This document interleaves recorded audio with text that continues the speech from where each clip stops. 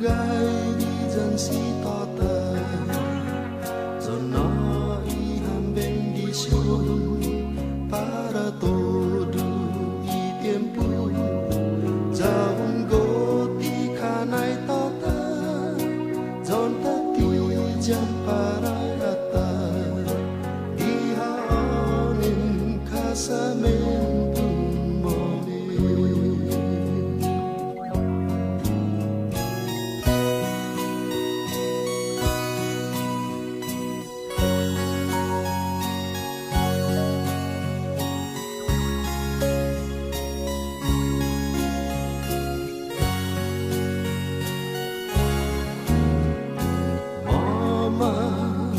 cry at my wedding. Don't let me see you with tears. Mama, don't cry at my wedding. Smile when I whisper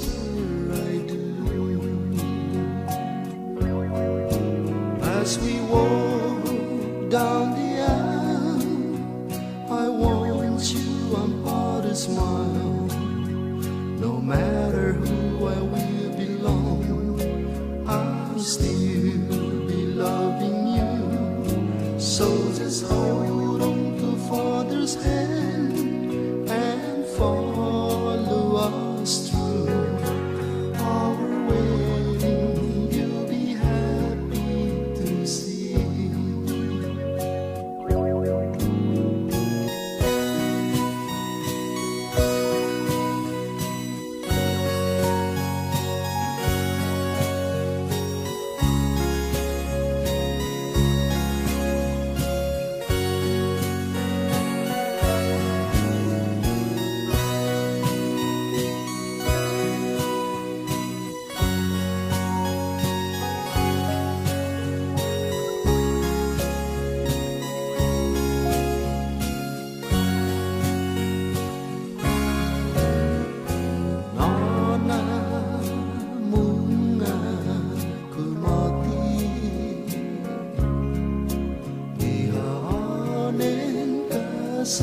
Casamentoku,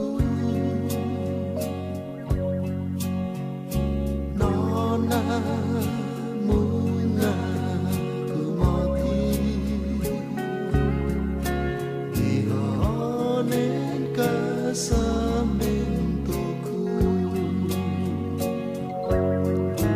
jangking kakalum hamgiata, ungai gijan si tota. Cho nói ham bendición para todo y tiempo.